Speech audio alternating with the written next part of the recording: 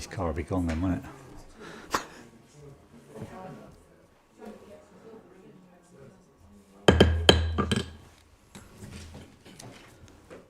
it? Good evening, members, officers, visitors and members of the public. My name is Councillor Andy Booth. I'm the chairman for this meeting this evening.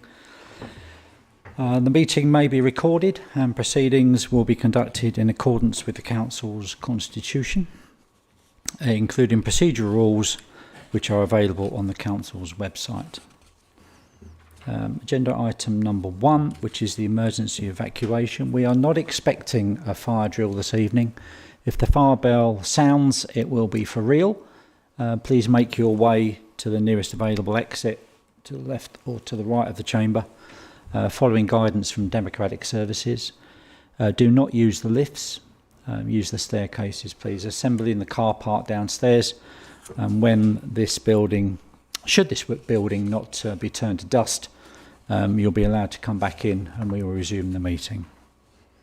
Members must consider each application and everything that is said at the meeting concerning the application and make their decision based solely on what they hear throughout the planning judgment and the information that is available to them during this meeting. Following a decision by the members, delegated authority is given to the planning officer to issue the decision notice. Planning permission is not granted or refused until that notice has been issued. Any member of the council who is not a member of the planning committee may attend as a visiting member and may speak, having given prior notification. Such visiting members may of course include ward members, and whilst visiting members can speak on the application, they are not permitted to vote. Any member acting as a substitute on the planning committee must have undertaken appropriate training before doing so. Members must remain in the meeting for the whole time that each of the items is being debated, and you should not vote unless you have done so.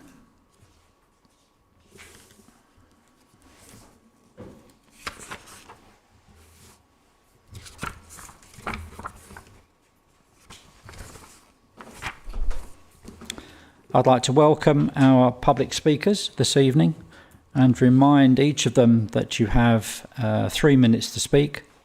I do have a little bit of flexibility, bearing in mind the agenda for this evening. An audible warning will sound when you have 30 seconds left. If the meeting is deferred to conduct a site meeting, you may speak both at this meeting and at the site meeting, and when it comes back to the planning committee meeting. That's only if it is deferred. The meeting will currently fall within the items as detailed in the agenda.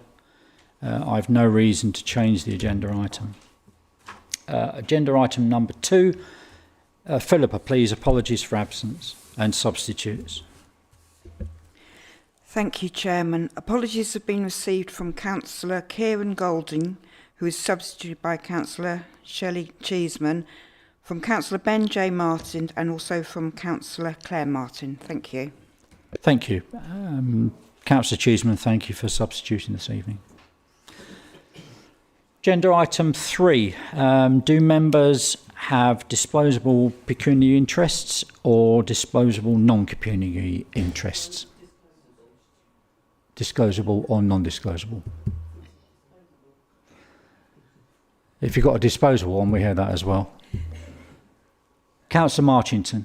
Yeah, I do declare an interest of previous experience of it. My daughter used to live in one a few years ago. Microphone. Councillor Marchington, could you use your microphone, please? Sorry. That's Sorry. all right. Do apologise.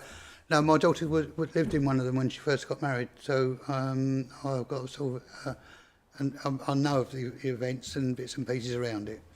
I don't know whether that makes me. I've always said if somebody has an interest in it, it's better to declare it. So, thank you very much. Okay, Anybody else? No? Good. Agenda item 4. This is part B. So these are the items for this committee to decide upon this evening. For those that have, well, firstly, has everybody read and understood the agenda? Cool. That saves a lot of embarrassment. Members, you'll be aware that there's a thread running through all the 8 items. However, we have 2 speakers this evening, which I shall invite in a moment. And they are speaking once only. Okay? We are not hearing all 8 items en bloc. We're doing one at a time. That's why we're here. So, can I first invite Planning Officer for an update on the application, please? I think that falls to you, Dimitri. Yeah, thank you, Chairman. As single updates to the committee tonight, East Church Parish Council could not attend, could not have a representative to be here tonight, as they do have their full council meeting this evening. However, they did want us to note if we can make sure that we do acknowledge and take into consideration their objections, which they still persist. Thank you. No updates? Aside from that, there are no other updates. Splendid. Thank you very much. Right, can I then welcome, please, Mr. Mark Lewis?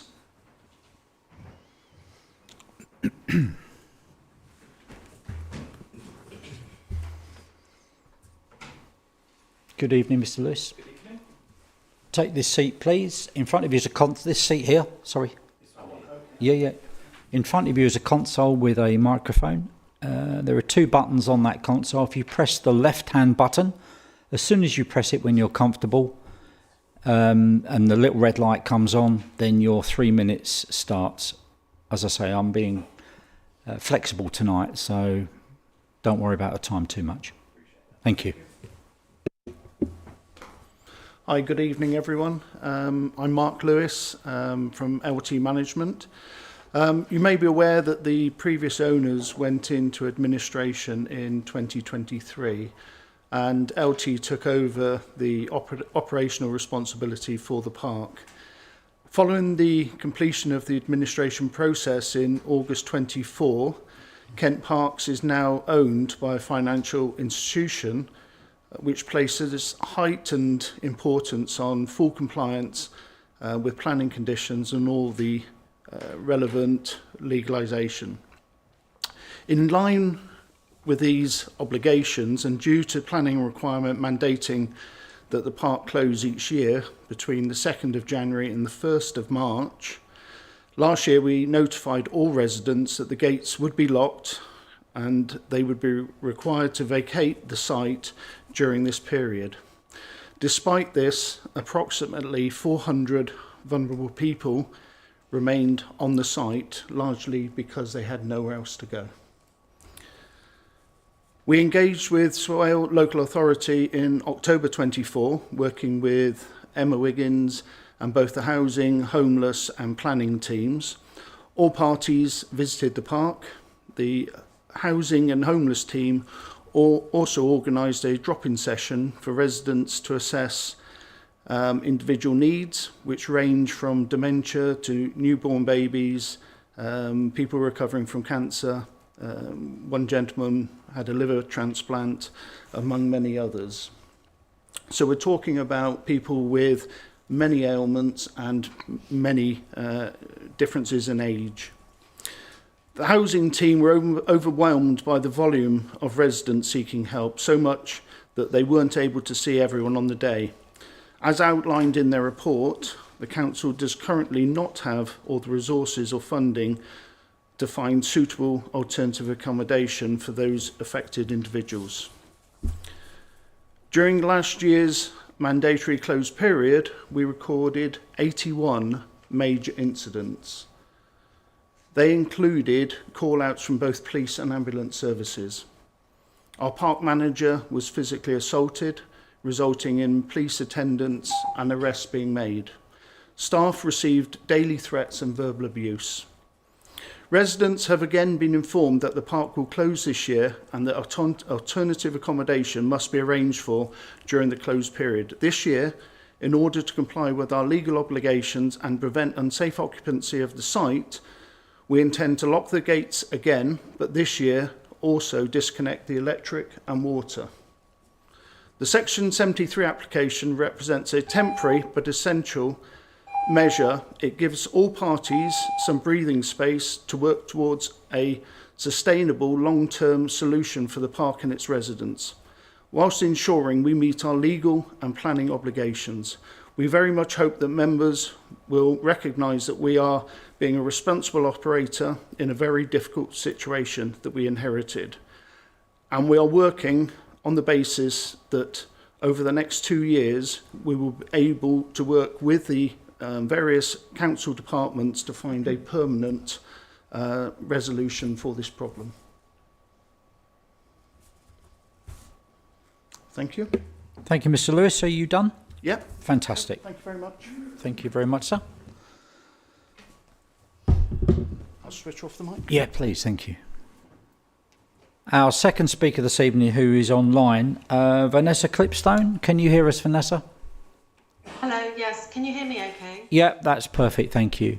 So again, when you're ready, as soon as you want to start, then the time is yours. As I say, I've got a bit of flexibility on time, so don't be too precious. Thank you, appreciate. Good evening, everybody, and apologies for not being able to be there in person with you this evening. My name is Vanessa Clipstone from Leicester Planning, and I'm the planning agent on behalf of the 8 applications before you. We have been in discussions with Swale Borough Council planning and housing teams for the last year to find a workable solution to address the number of people living on Kent Parks. The reason for the Section 73 applications is not to create a permanent residential use, but provide a temporary arrangement to ensure hundreds of people are not made homeless in January and February 2026 and 2027. The Section 73 applications will also not result in the permanent loss of the holiday park. Kent Parks has permission for holiday purposes, although the site is not operating as a traditional holiday park, as there are circa 400 people across 240 caravans and chalets living permanently on the site.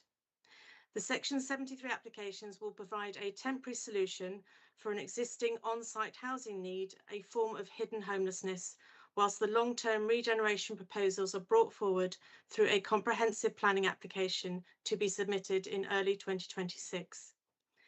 The 2-year period we are seeking permission for will provide a window of time for people on the site and the management company to consider alternative arrangements. This regeneration proposal provides a once-in-a-lifetime opportunity to address important social and economic needs of local people, create a viable and sustainable development, deliver a range of important benefits, including much-needed investment into the East Sheppey area. Within the reports to committee, it is acknowledged that the Section 73 applications will not result in a negative impact in terms of heritage, traffic, air quality, flood risk and drainage. In terms of ecology, the applicant has submitted a shadow habitat regulations assessment report and confirmed their agreement to a bespoke SAMS contribution. The January and February 2025 closure created unprecedented issues in terms of cars parking on the surrounding areas, restricted emergency vehicle access, abusive behaviour and numerous police visits. We consider closing the gates again will create a much greater impact on the countryside tranquility compared to any potential impact from the proposed temporary 2-year arrangement. If the Section 73 applications are refused, then LT Management, who operate the parks, will have no choice but to enforce the current licensing arrangement, which is the closure of the parks in January and February 2026. This could result in circa 400 people being made homeless. Swale Borough Council housing team have confirmed in writing that any increase in inquiries during the January and February period would place significant pressure and financial implications to coordinate temporary arrangements. We consider the Section 73 applications before you this evening provide a way forward which allows the Council to retain control of the situation and time to consider the wider regeneration opportunity. Thank you. Thank you, Mrs. Clipstone. Appreciate that. Yeah, well said. Thank you. Thank you. Okay. So for the benefit of the members of the public and visitors online, in order to discuss and debate these items, they have to be proposed and seconded. I will propose the officer recommendation from the chair. Is that seconded? That is seconded. Councillor Braun, thank you. That now allows us to debate the item. It's just a formality. So, I asked members to start with, if they've all read the agenda pack. And there's just a couple of points I want to pull out before we start debating. And I think one of the most prominent things is to draw your attention to the conditions laid out for the sites, or this site in particular.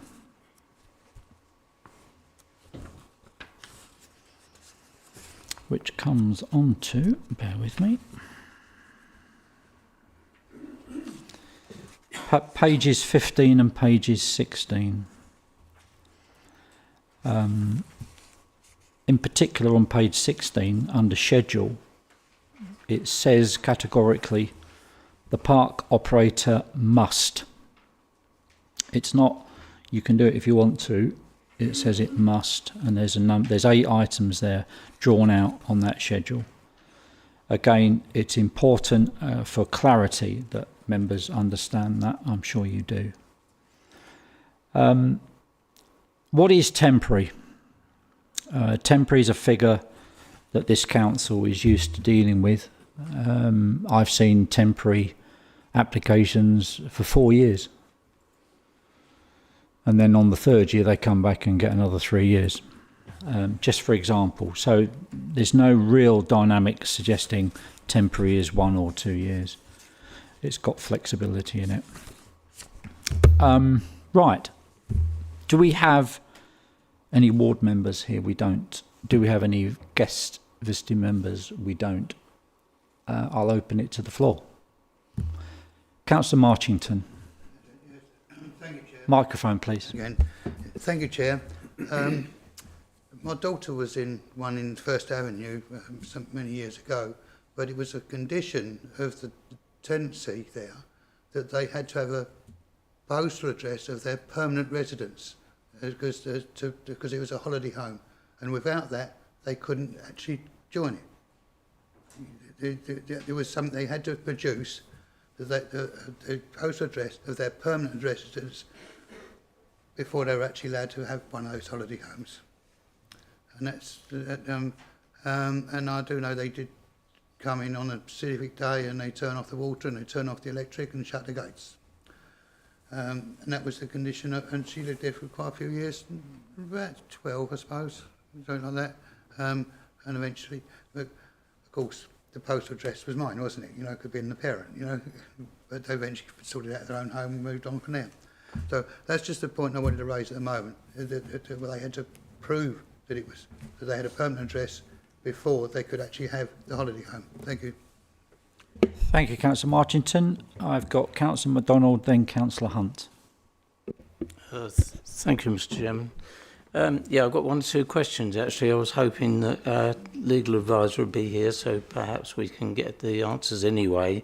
One is, why was enforcement not taken place in the past? Because obviously I know the island very well, and it's been endemic over the whole island, caravan sites and others, and people have just stayed there, you know, hundreds of people. That's the problem. So I'd like to know why enforcement wasn't taking place in the past. I know the firm went bust in the end, which is why the current owners have taken it on. So that would answer one question anyway. So anyone's got then I've got a question with regard to the cost of... Give us your second question at the same time. Okay, please. Thank you. Yeah, the other one is obviously people have had discussions with Swale Housing. I'd like to know how much it costs per person to temporarily house someone somewhere else for a 2-month period. You know, obviously it does cost an awful lot of money. I know that as a landlord, but you know, one hears all sorts of rumours. What I'll do, Anyone know the answer? I'll let the officers Yeah, get the answers for sorry, those. We'll hear Councillor Hunt first. Thank you. We'll come back to you during this meeting. Councillor Hunt. Thank you. This has obviously been a problem that's been ongoing for years, and I think, as has been said, it's through a lack of enforcement that we've got into this issue where nothing's been done. And it's a shame that people living there are in this situation, but it's also good that a company has now taken this on and is enforcing what they should be doing. Unfortunately, they should only be there 10 months or less of the year, and they're doing the right thing by saying that we need to be shutting the gates and turning everything off, because that's what should happen every single year. We're here as a planning committee looking at planning policies. We're not looking at housing policy. We're not looking at budgets or anything else. We have to base everything on the planning policy that we've got in front of us.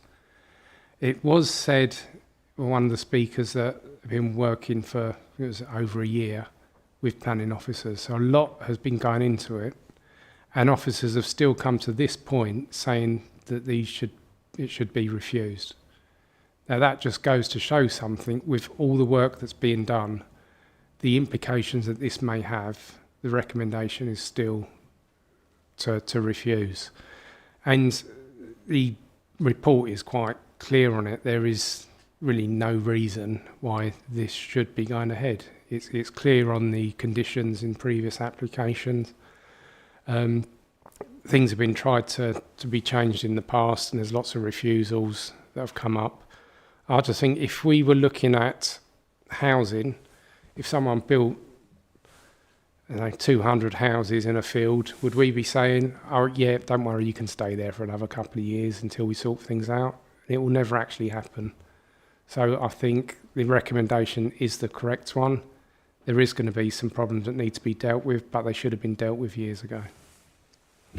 Thank you, Councillor Hunt. Councillor Winkles. Thank you, Chair. I would just like to briefly say I do have one concern, that if we go with the officer's recommendation for refusal, is that it's been mentioned that the owners of this site now have said that if we was to agree go against the officer's recommendation, they would allow the residents there to stay for the full 12 months, if I understand correctly, which would allow the 2 years to try and house these people. Because there's an issue where these people are going to be thrown out homeless on the 1st of January. That is just a concern of mine on this. Thank you. Thank you, Councillor Winkles. I'll come in on that before I bring in Councillor Clark. I said earlier there are some conditions attached to staying at this holiday site, one of which is the residents have to have a separate main address. That's a condition. It's very clear, that is a condition. So whilst there is a degree of recognising a number of people use the term will be homeless through their own accord. Councillor Clark. Thank you, Mr. Chairman. Here we are again. Since I was first elected back in 2002, we've had numerous applications come before the various make-ups of this committee. And whilst I do sympathise with the residents of these parks, as you say, there are conditions. And I look at the SBC housing statement on page 18 of this part of the agenda, and working through, I mean, the gentleman over the speaker said there were 400 people across the whole site that were basically homeless and stayed on site. when you read this on the third paragraph down, it says, so far this year 23 households have approached the service. Of these, 11 households were specifically from Kent Park sites. So we've only got 11 potential home, or according to this report, we've only got 11 potential homeless families, couples, singles, whatever they might be, that will be needing temporary accommodation. And going on from what Councillor Hunt said, it tells you something when the officers of several prominent departments within this council have been conversing with the applicants on this for some significant amount of time, and as Councillor Hunt says, we still come back to the report where the officers are recommending refusal of these Section 73 notices. Thank you. Thank you, Councillor Clark. Councillor Bonney. Thank you, Chair. One of my concerns is actually something that's not actually in the report. I agree with the conclusion that the officers come with, and it will come as no surprise because I did speak to the officer earlier, but I'm surprised an EIA is not triggered. An EIA is supposed to take into account cumulative impact, and we've got before us 8 sites tonight which are in single ownership with some interdependence. And what's being asked for tonight is effectively to shift this from a tourism perspective into a permanent housing perspective. And that focus then changes the emphasis from an EIA perspective. So I'd like to understand whether in future, if an application like this came forward, an EIA would be required. But I don't have a problem with the conclusion generally, but that is a specific thing that I think needs to be dealt with. Thank you very much. Any further questions? Right, I'll take Councillor Kavanagh and then Councillor Thompson. Thank you. Thank you, Chairman. Yes, I note the conditions. My point is something different. I don't know what percentage of these properties are rented, what percentage are owned.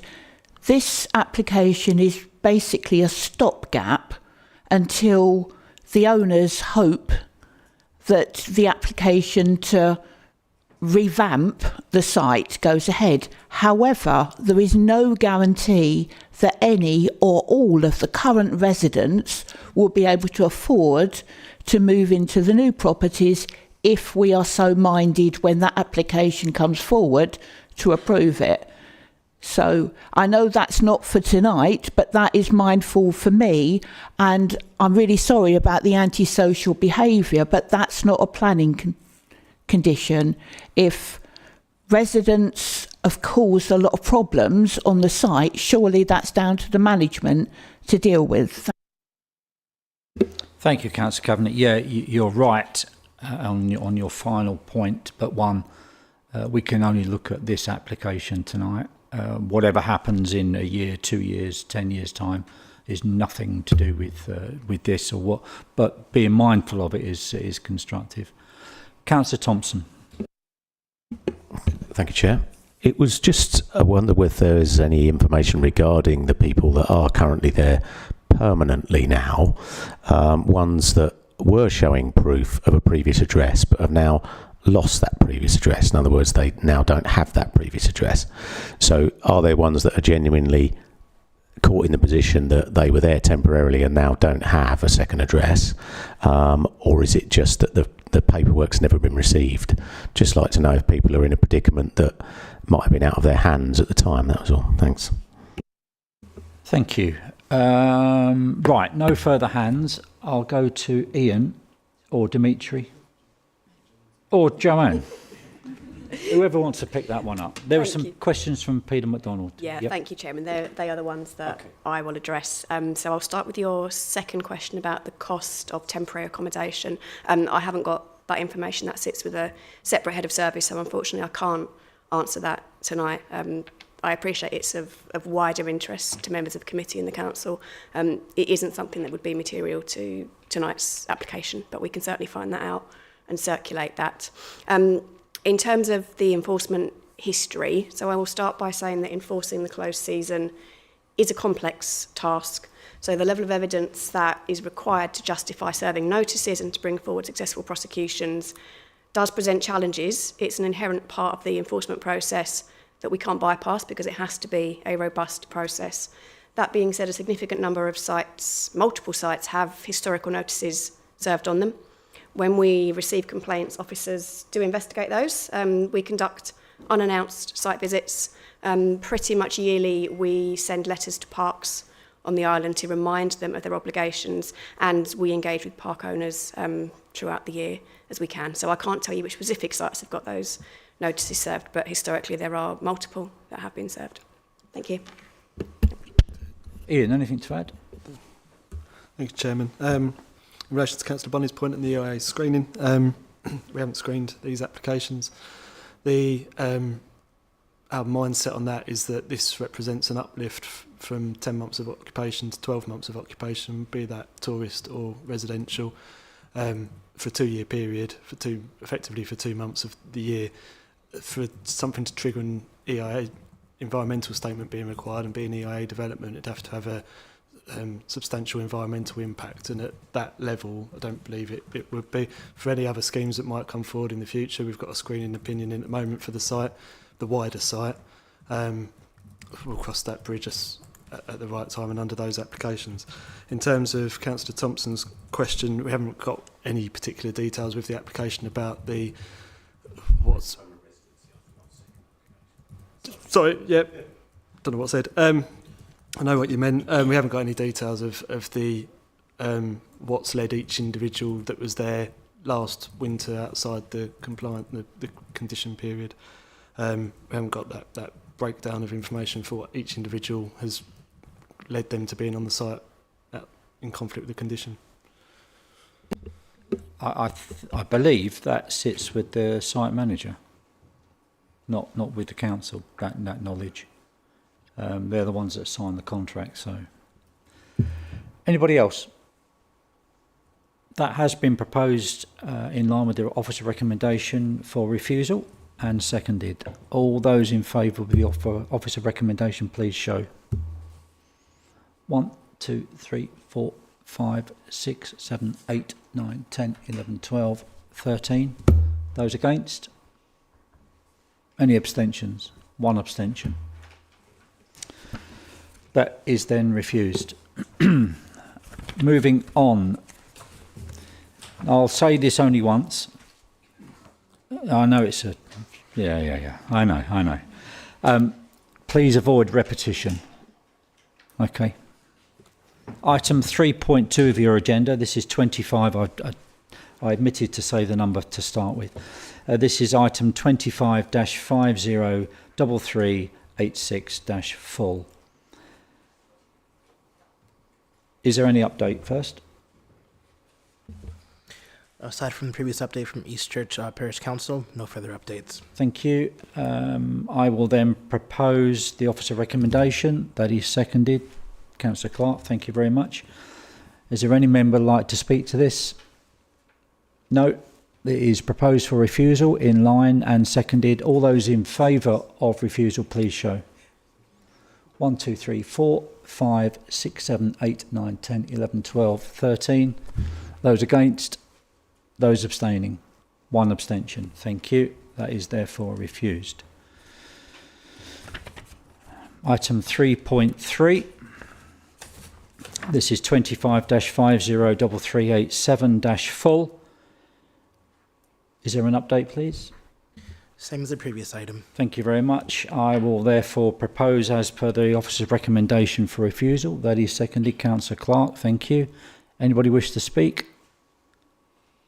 That has been proposed and seconded. All those in favour of the officer recommendation, please show. 1, 2, 3, 4, 5, 6, 7, 8, 9, 10, 11, 12, 13. Those against? And those abstaining? 1. Thank you. That is therefore refused. Item 3.4, this is 25-50388 full. Is there an update, please? Same as previous items. Thank you very much. I will therefore propose in line with the officer recommendation for refusal. Is that seconded? Councillor Braun, we're playing piggyback, but they're fine. Anybody wish to speak? No. Those in favour of the officer recommendation to refuse, please show. 1, 2, 3, 4, 5, 6, 7, 8, 9, 10, 11, 12, 13. Those against? 0. 1 abstention. Thank you very much. That is therefore refused. Item 3.5. This is item 25-503389-full. Is there an update, please? Same as previous items. Thank you very much. I will propose in line with the officer recommendation for refusal. Is that seconded? I'll second it. Councillor Winklis, very good of you to join the seconding team. Does anybody wish to speak? Councillor Hunt, uncharacteristically. Well, I thought rather than just rushing through all these, because I think just to recognise that they are different sites, different applications, but they're still after the same thing and the same outcome. But I thought we should just comment on something else at least. Please do. There we go. That's done. That's it. Okay, I do give the opportunity for anybody who wants to speak. So that has been proposed and seconded in line with officer recommendation. Those in favour of refusal, please show. 1, 2, 3, 4, 5, 6, 7, 8, 9, 10, 11, 12 and 13. Those against? 0. Abstentions? 1. Thank you. Item 3.6. This is item number 25-503390 full. Is there an update, please? Same as previous items. Thank you very much. I will therefore propose the recommendation in line with the officers. That is seconded, Councillor Braun. Thank you. Anybody wish to speak? Those in favour of refusal, please show. 1, 2, 3, 4, 5, 6, 7, 8, 9, 10, 11, 12 and 13. Any against? And Councillor MacDonald, are you abstaining? Thank you. That therefore is refused. Item 3.7. This is 25-503391 full. Is there an update, please? Same as previous items. Thank you. In that case, I will, in line with the officer recommendation, propose. Councillor Clark, that is seconded. Does anybody wish to speak? Councillor MacDonald. Yeah, I'd like another question on this. As it's a chalet camp, are the people who own or occupy the chalets, are they paying separate council tax rates? Do we know? Because that's the normal. For you, Chairman, that'd be a question for our rating team. I think that's outside of our remit on planning. But it's a valid question. Right, all those in favour of refusal, please show. 1, 2, 3, 4, 5, 6, 7, 8, 9, 10, 11, 12, 13. Those against? 0. Councillor MacDonald, abstain. Thank you. That is therefore refused. And finally, agenda item 3.8. This is 25-503392 full. Is there an update, Dimitri? Is your last chance? Same as previous items. Okay, thank you. Therefore, I will, in line with the officer recommendation, propose refusal. Is that seconded? Councillor Clark, thank you. Anybody wish to speak? All those in favour of refusal, please show. 1, 2, 3, 4, 5, 6, 7, 8, 9, 10, 11, 12 and 13. Any against? Is 0. Abstentions? Councillor MacDonald, 1. Thank you very much. That is therefore refused. Members, it was an unusual meeting in that it's probably one of the quickest meetings that we've done to decide 8 applications. However, there was consistency with each of the applications. I thank you for your time. I thank our speakers. I there formally close the meeting at 20 to 8. Thank you very much. Have a safe journey home.